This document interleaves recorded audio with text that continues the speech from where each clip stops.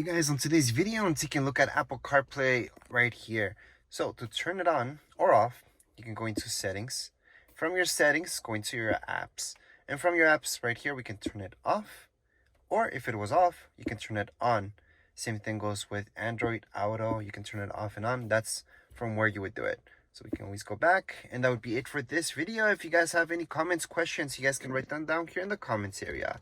Don't forget to subscribe and like. Thank you.